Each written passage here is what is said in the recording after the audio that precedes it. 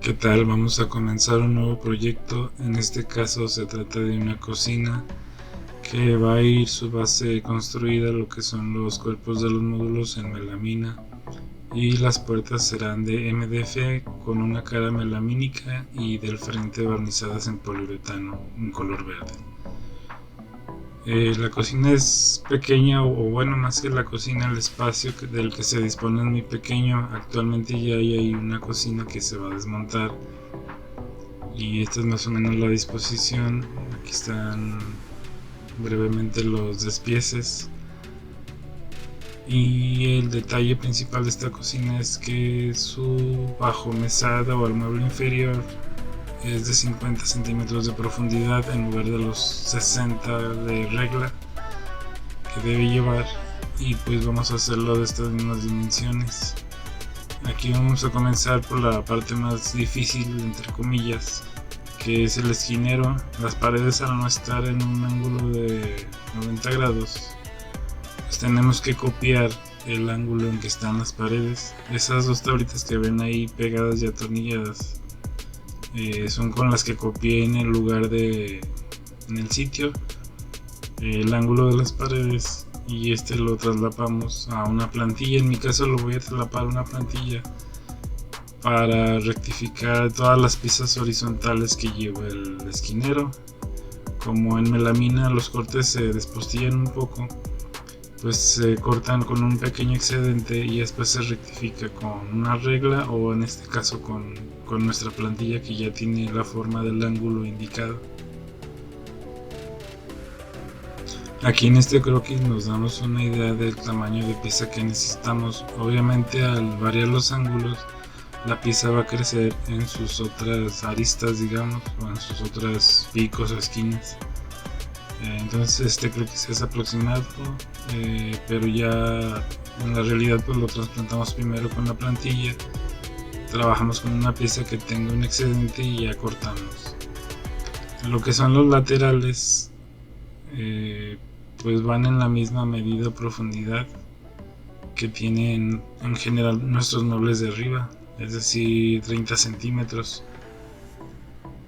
Eso se pone a escuadra con respecto a nuestros dos lados, digamos, problemáticos, o los dos lados que rompen el ángulo tradicional. Aquí me compliqué un poquito porque como no tenían material de 9 milímetros, que sería el ideal para la plantilla, pues usé uno delgado de 5 milímetros, le pegué unos bordes y rectifiqué esos bordes que quedara todo parejito, y ya eso me sirvió de plantilla. Si tienen el material indicado, pues ya no tiene caso hacer eso de pegarle bordes a la plantilla.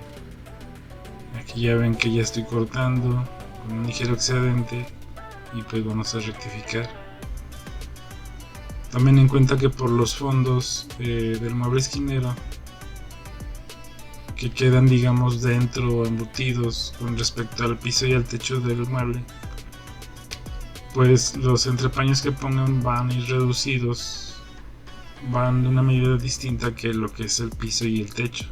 Digamos que le tenemos que reducir de la parte de atrás, de los laterales de atrás, lo que es el espesor del material del fondo, que son en este caso 1.6 milímetros, la melamina es de 1.6 centímetros, 16 milímetros.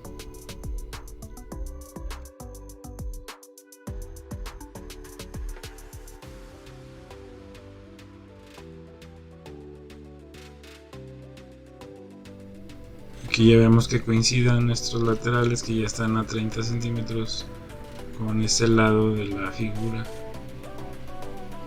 Lo que es el MDF procuro aspirarlo lo más posible, porque es un polvillo que es muy latoso, cubre todo, te tapa la visibilidad de lo que cubre, y luego a veces están ahí las cosas enterradas, ya no se ve que tienes ahí, a diferencia de la serrín de madera. Procedo a marcar dónde van las bisagras.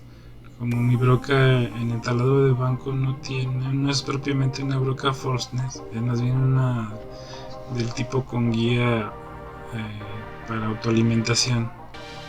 en el centro no me desbasta el material, entonces primero le hago esta perforación gruesa con una broca normal para que avance la broca sin guía.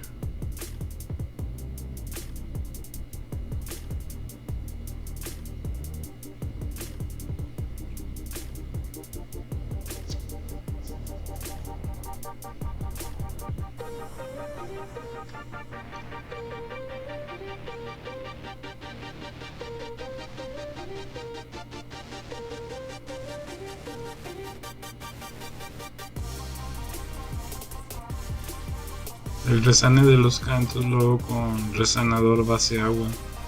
Aquí pues tienen varias opciones. Hay incluso quien utiliza pasta de la que se utiliza para resanar los carros cuando los van a pintar y queda bastante dura. En realidad lo que tenemos que tener cuidado ya una vez tapado ese poro, pues es que quede bien fondeado, que quede gruesecita esa capa del primer o fondo, y también la del barniz, que quede bien barnizado ahí. Que si queda muy delgado sí va a quedar susceptible que con los golpecillos o algo se desgarapele.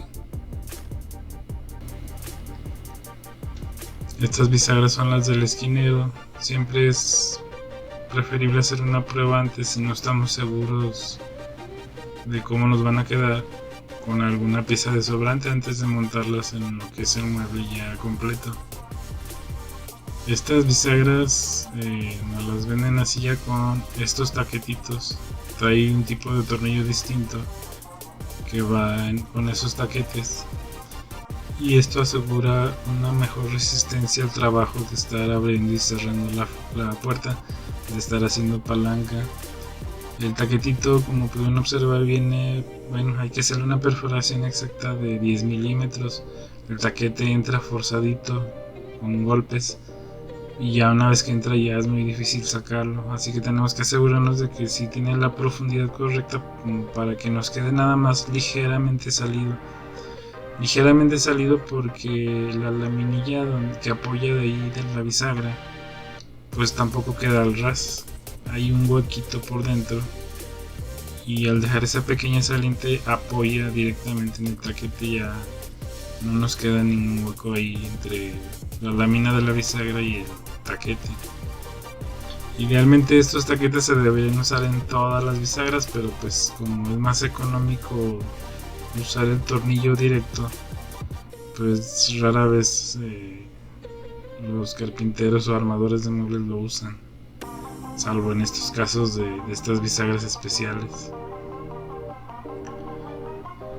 Aquí hacemos las perforaciones previas para el ensamble, para que todo nos quede uniforme y no estarle atinando al centro del material,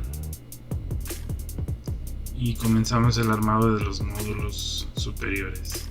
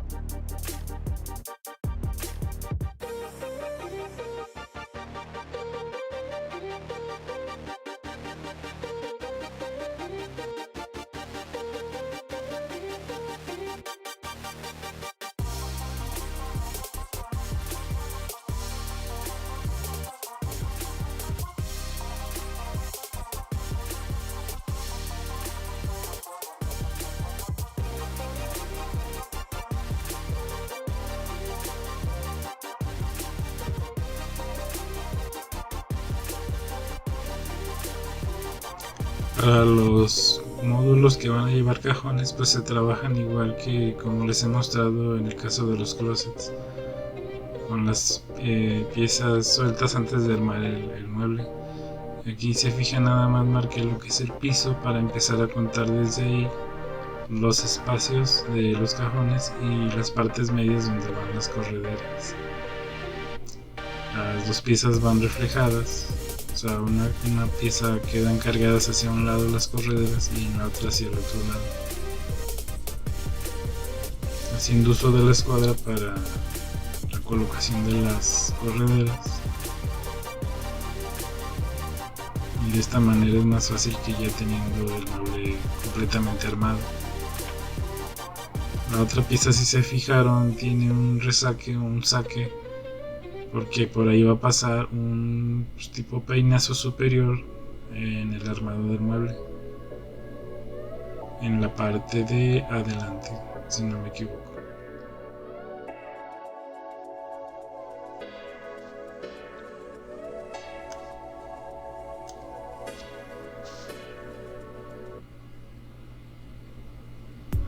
Aquí ya empezamos a armar el módulo. Esa pieza de Okume que se ve ahí es nada más para espaciar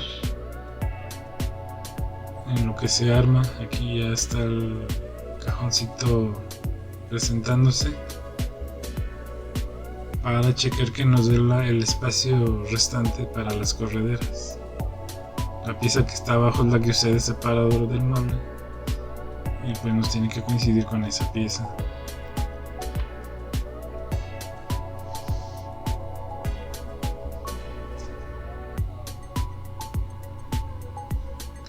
Aquí ya presentamos esta puerta que va a llevar unas bisagras de las que llaman coloquialmente de cangrejo, para que la puerta abra completamente hacia el otro lado. Y ahí está el riel que va a llevar el mecanismo de la otra puerta, que va a estar seccionada en dos piezas y que se va a plegar por dificultades del espacio que hay ahí en la cocina. Lo que pasa que no se estorba el mueble donde está la tarja. Originalmente así está el espacio, el diseño de esa cocina, que es muy pequeño. Entonces esta fue la solución para poder abrir esa área, poder meter y sacar cosas. En el caso de la cubierta, pues la teníamos que cortar porque, como mencioné al principio, solo tenemos 50 centímetros disponibles para ese mueble. Entonces aquí estoy haciendo un primer corte para ver cómo queda, si no hay despostilles o algo, y para tumbar principalmente el respaldo. Lamentablemente pues va a perder el respaldo la cubierta al cortarle. No le podemos cortar del frente porque pues es preferible que quede la nariz, que es la que va a estar expuesta más al uso y al agua, a los líquidos. Entonces le cortamos mejor de la parte de atrás. Aquí también tenemos dos opciones, ya sea compensar los 4 centímetros de la nariz engrosando lo que es nuestro contorno, o poner una pieza completa de MDF de 1.8 que nos da casi los 2 centímetros que ocupamos para compensar esa altura.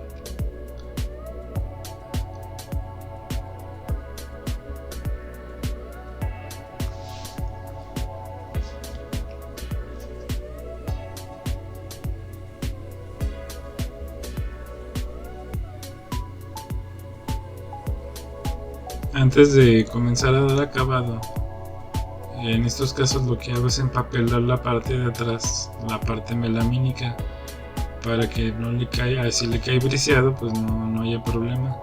Al ser poliuretano, si se nos brisea, va a ser, aunque sea melamina, va a ser difícil o va a implicar más trabajo estar tumbando ese briseado. Y idealmente pues se tiene que hacer, si se brisea, tratar de removerlo lo más pronto posible, no que pasen días, porque conforme pasan días se va a ir endureciendo más. Entonces es preferible ir empapelando, y tanto en la tapa del fondo, el primer, como en la del barnizado, pues se deja ese empapelado, no pasa nada.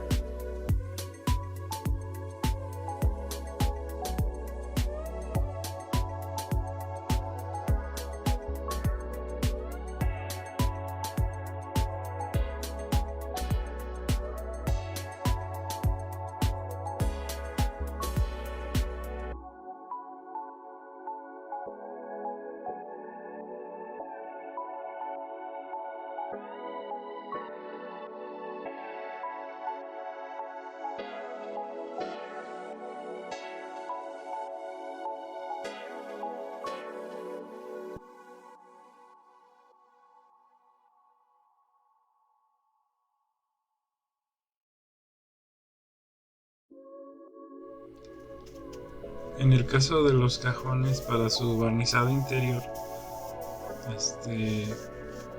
sí hago lo que es el abaniqueo. Ese abaniqueo es controversial porque algunos maestros dicen que siempre se tiene que hacer cuando se está pintando cualquier cosa, pero en realidad es un error. La pistola siempre debe ser perpendicular al área que se está pintando, pero en este caso, por como estamos pintando un hueco, digámoslo así, una forma hueca, lo hago de esta manera para que sea lo más uniforme en todos los lados. Si lo hacemos de otra forma, a veces empieza a escurrir de los laterales o se acumula más en unas partes que en otras. Entonces este movimiento de abaniqueo sí es indicado en lo que es el interior de cajas, en el interior de entrepaños o cosas similares. Damos una sentada entre mano y mano en todas las piezas para darle una segunda mano que pues sí se vio que era necesaria.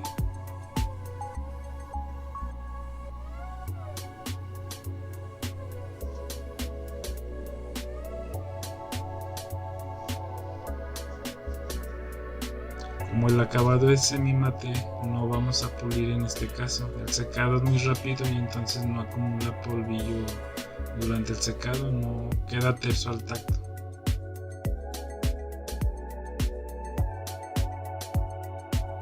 Estas bisagras son las que lleva el sistema plegable.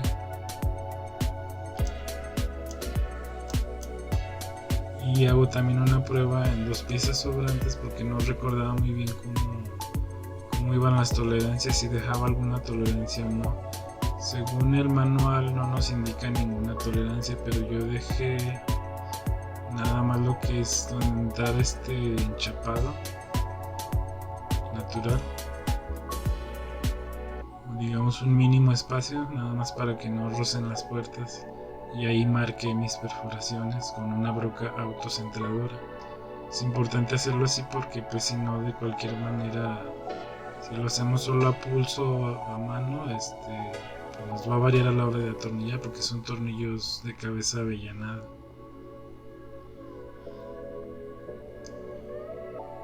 La parte corta va hacia el lado de las bisagras principales y la parte larga hacia el otro extremo.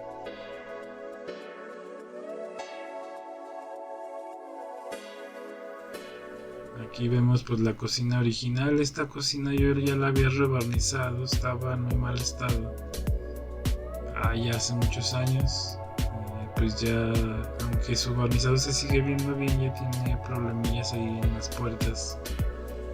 Ya la madera es algo vieja y pues vamos a tener que quitar esa barra de concreto, que la verdad fue engañosa porque pensábamos que solo tenía ese aspecto de granito superficialmente a manera de enjarre, pero ya al comenzar a tumbar vimos que prácticamente toda la mezcla, todo el cuerpo está hecha con esa mezcla con granito y estaba súper durísima. Nos llevó bastante tiempo irla tumbando de a poquito, haciendo perforaciones.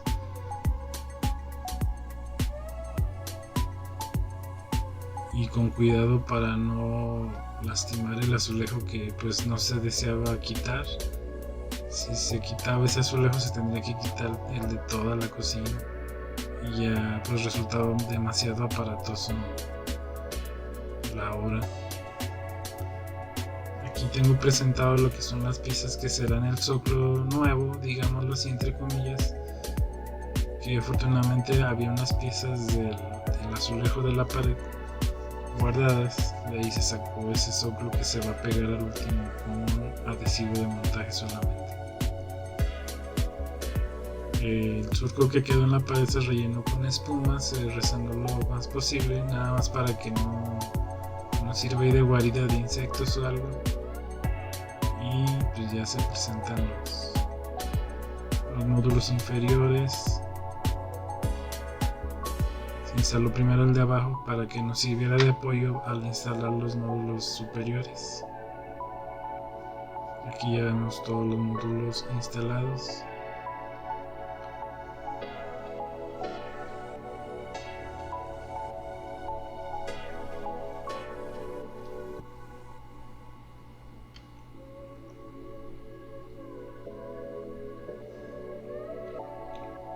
Y ya finalmente con sus puertas.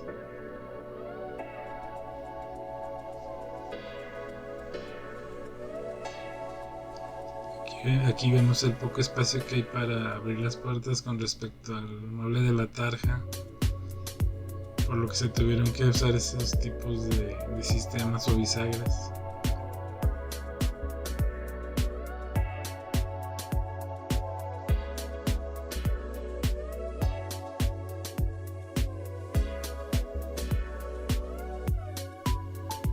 Ahí nada más nos faltaba ese entrepaño. Y ya por último, ya cuando estuvo lo principal terminado, nada más fue repintar el mueblecito de la tarja. Por el momento se quedaría así. Y el mueble donde se cuelgan las cacerolas. Y pues ya con eso damos por concluido el proyecto.